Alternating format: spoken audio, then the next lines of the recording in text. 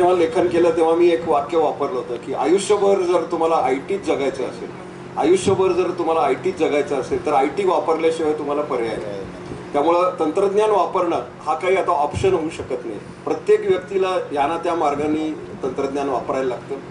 याचेच परिमाण आपण साहित्यात पण घडताना बघतो. आणि याच्यात सगळ्यात मोठी क्रांती झाली ती इंटरनेट या तंत्रज्ञानामुळे झाली. आणि इंटरनेट तंत्रज्ञानामध्ये रीच या शब्दाला खूप महत्व आहे. रीच म्हणजे दोन प्रकारे इंग्रजी शब्द आहे.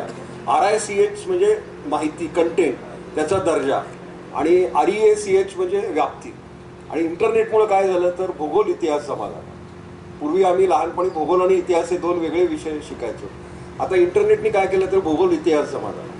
आज आपण संमेलनात तिथं आहात. आता ह्याचं जर लाईव्ह रेकॉर्डिंग आणि लाईव्ह स्ट्रीमिंग जर होत असेल तर जगभर सर्व साहित्यस्नेही या परिसंवादात सहभागी होऊ शकतील. आणि हा या तंत्रज्ञानाचा सर्वात मोठा आपण म्हणूया उपलब्धी आहे.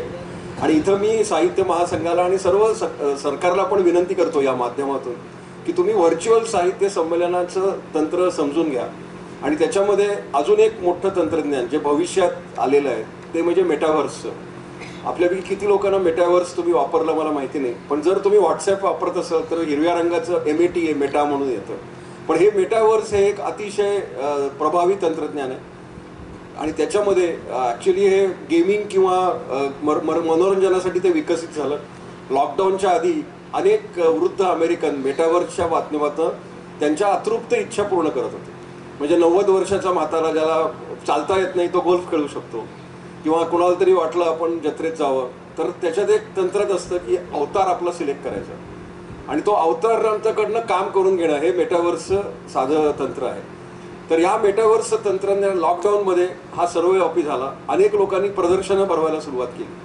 आणि आता व्हर्च्युअल प्रदर्शनं मेटाव्हर्सवर हे काही फार वेगळं राहिलेलं नाही. आणि मला आपल्याला कळवायला आनंद वाटतो की जगामधलं पहिलं पुस्तक मेटाव्हर्सवर प्रकाशित मी केलं 2 वर्षामध्ये. आणि डॉक्टर माशेलकरांच्या हस्ते त्या पुस्तकाचं प्रकाशन झालं.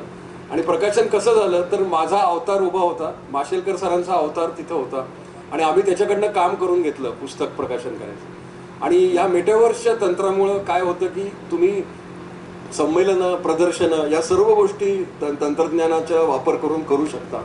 आणि हे तंत्र सर्वांनी आत्मसात करावं असं मला वाटतं. तंत्रज्ञानात अनेक प्रभाव आहेत. ज्याला कोणाला रस असेल त्याने 96, 97, 98, 99 हे जे स्टॉल आहेत दिलीपराजचे तिथं जावं. तिथं माझी पुस्तकं आहेत. त्या पुस्तकात एका पुस्तकात आम्ही एक प्रयोग केला आहे डिजिटल जीवन म्हणून. त्याच्यात प्रत्येक प्रकरणाला QR कोड आहे.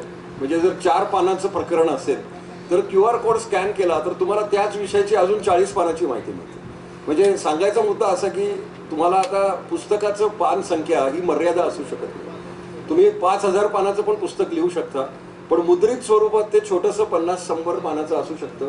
उर्वरित माहिती तुम्ही क्लाउड कम्प्युटिंगवर सेव्ह करून QR कोडच्या माध्यमातून पाठवू शकता. हे पण या तंत्रज्ञानाचं यश आहे. सगळ्यात त्याच्यात एक काही भीतीदायक गोष्टी पण आहेत.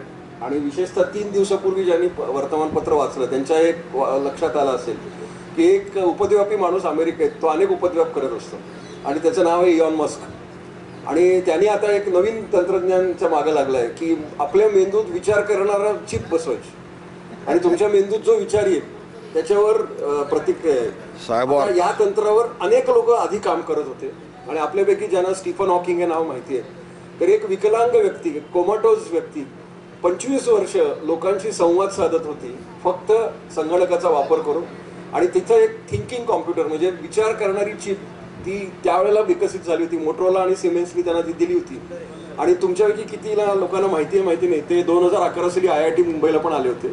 आणि कोमॅटो स्टेजमध्ये या तंत्राचा वापर करून स्टीफन हॉकिंगनी 15 ते 20 पुस्तकं लिहिली, 10 ते 12 पेटंट्स पण मिळवले. सांगायचा मुद्दा असा की तंत्रज्ञान हे दिव्यांग व्यक्तींसाठी एक मोठं वरदान होणार आहे याचा वापर करून. पण याचा गैरवापर पण होऊ शकतो.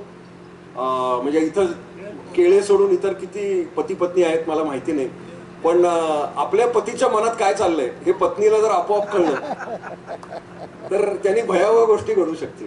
कारण आता सध्या काय चाललंय की आपल्या मनातले विचार हे आपल्याच मनात राहतात. पण जर या मस्टच्या तंत्रज्ञानाने किंवा इतर असे तंत्र निघाली की मनात काय चाललंय ते सगळ्या जगाला कळायला लागलं तर जीवन हे अतिशय भीतीदायक होईल. कारण आपल्याला माहिती आहे की अनेक गोष्टी आपल्या गुपित असतात, की सिक्रेट असतात, ती कुणालाच कळत नाहीत.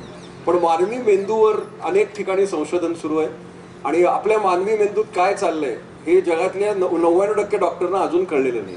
कारण तो सगळ्यात अनाकलनीय भाग आहे आणि तो डिकोड करायचे खूप वेगळ्या स्तरावर प्रयत्न सुरू आहेत. याचा साहित्यावर पण परिणाम होणार आहे. मुद्रित साहित्य हा एक भाग झाला, पण तो एकमेव भाग नाहीये. आधीच्या वक्त्यांनी सांगितलं की ऑडिओ बुक्स आहेत, आता तर व्हिडिओ पण पॉसिबल आहे.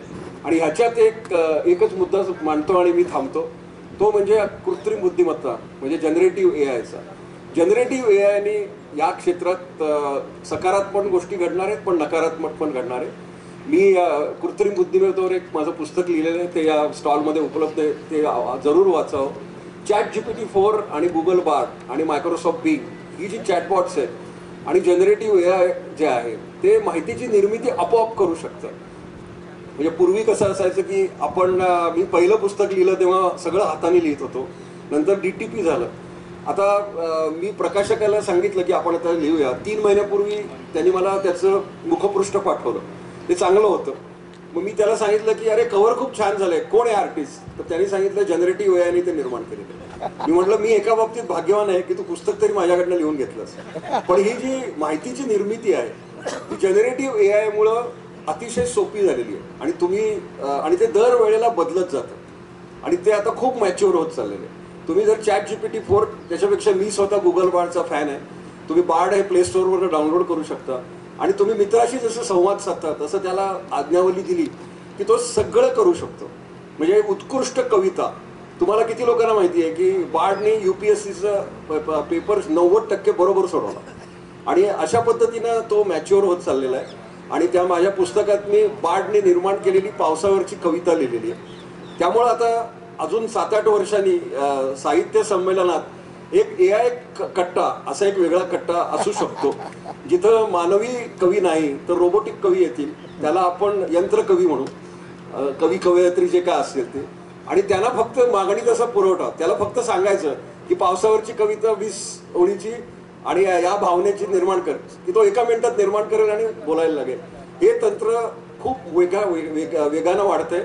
आता यामुळं हे चांगलं काय आणि ह्याच्यातल्या भावना कोणाच्या, त्याचा लेखक कोण, हे सगळे प्रश्न आहेत. त्या प्रश्नावर कोणाकडे उत्तर नाही.